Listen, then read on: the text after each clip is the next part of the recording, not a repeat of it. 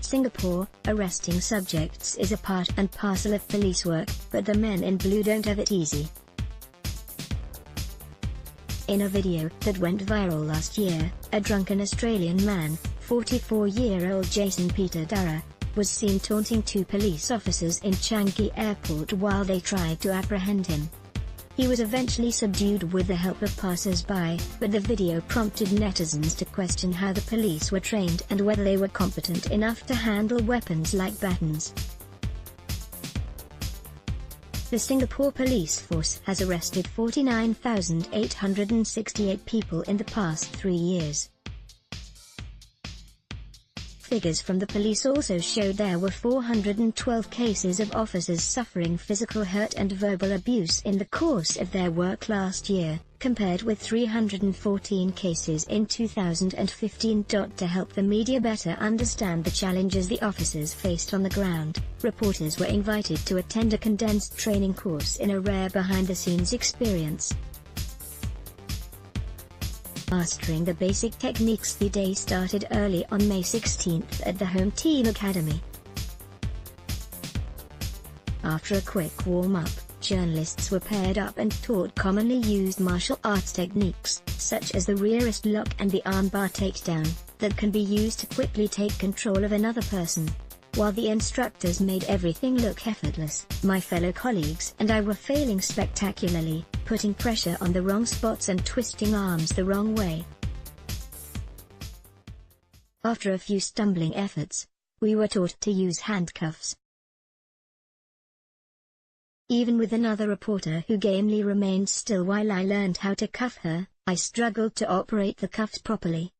It proved quite challenging to keep her wrist locked in a way such that she would be immobilized, while holding onto the cuffs in a proper manner. It took several tries before I got the hang of it. We got to put our newly acquired skills to the test when the instructors threw us a challenge. Experienced police officer played the role of a drunk man causing public nuisance in a mock scenario, and our jobs were to arrest him. I was paired up with 3 other reporters. For 20 long minutes, he slipped through our various attempts to grasp his arms and trip his legs. Even when we eventually got him to the floor, he refused to surrender his arms, stubbornly pinning them to his sides.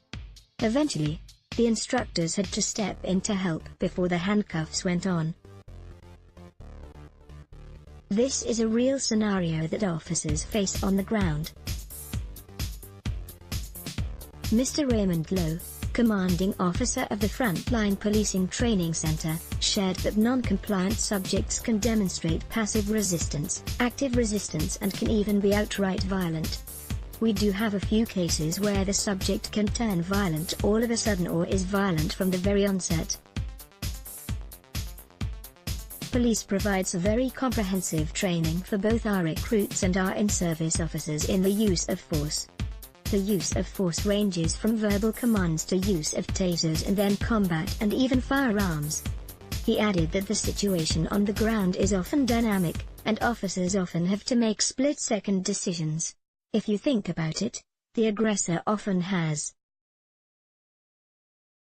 the first mover advantage, because they have to exhibit some level of aggression before officers will react, added Mr. Lowe.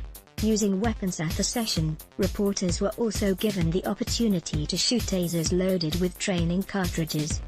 When a fully operational taser is fired correctly, 2 probes are embedded in the subject's skin, delivering 50,000 volts of electricity to momentarily stun a target. Instructors taught us to aim such that one probe would land on the subject's upper abdomen and the second probe will land on the subject's upper thigh.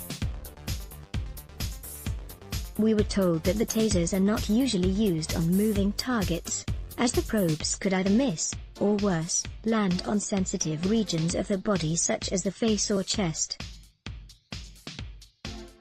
With many tools at their disposal, officers are taught to use the appropriate amount of force. The officers will have to consider many factors, the things like the number of officers they have. For the particular incident, the crowd size, the profile of the subject, whether they are petite or whether they are big built, and also their age, said Mr. Lowe.